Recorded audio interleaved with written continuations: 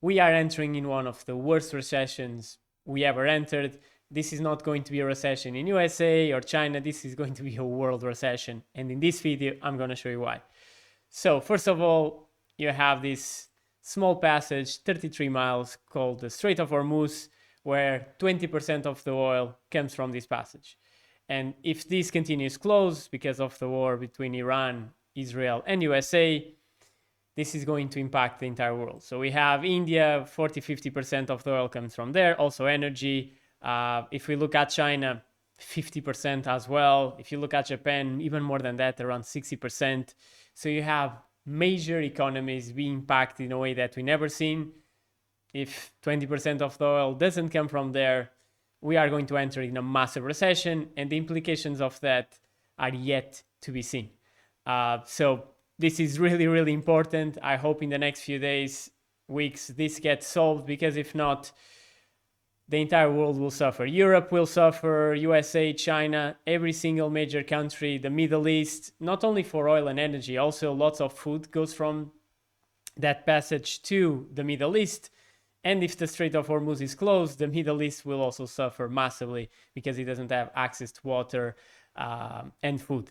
So we hope this conflict solves soon. But when I look at the news, I think this is going to continue for a few months more. I hope I'm wrong and this gets solved. But at the moment, as you can see, this is from my terminal. I've been building this tool for investors for almost a year. And here you can see where the conflicts are happening in real time.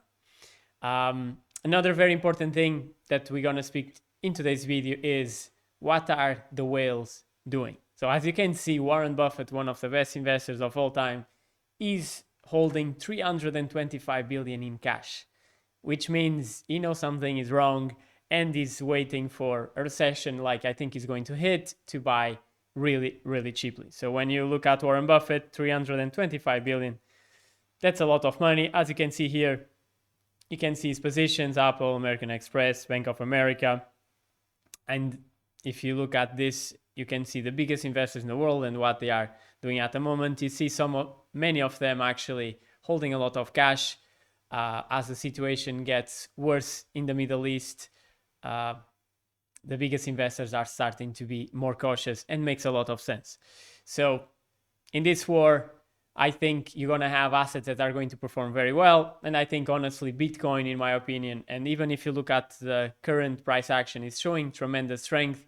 And I think it will continue, because in a time of war, as long as you have access to Wi-Fi, Bitcoin is a far better form of value, to hold value, than gold. Because gold it's very heavy, it's very difficult to transport. With Bitcoin, you could have 1 million, 10 million, whatever amount of money in your phone, in the software, in a pen drive.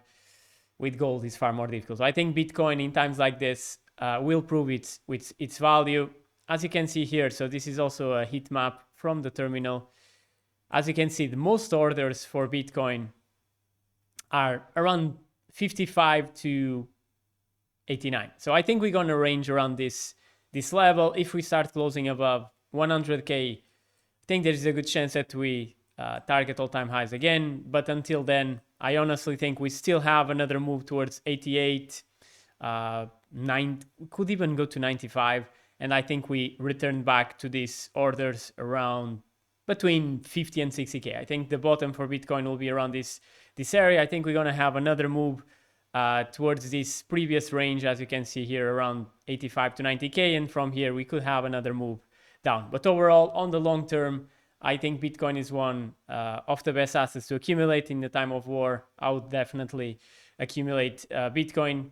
Could this come lower? Yes. But on the long term, I think, especially with the 100 trillion migration from the older generations to the younger ones, I think Bitcoin is going to be one of the assets that the younger generations hold. It's digital, it's better than gold in every single sense, it's more scarce.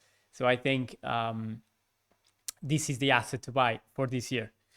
Now let's look at another thing, very, very important: oil. So oil is currently at 85.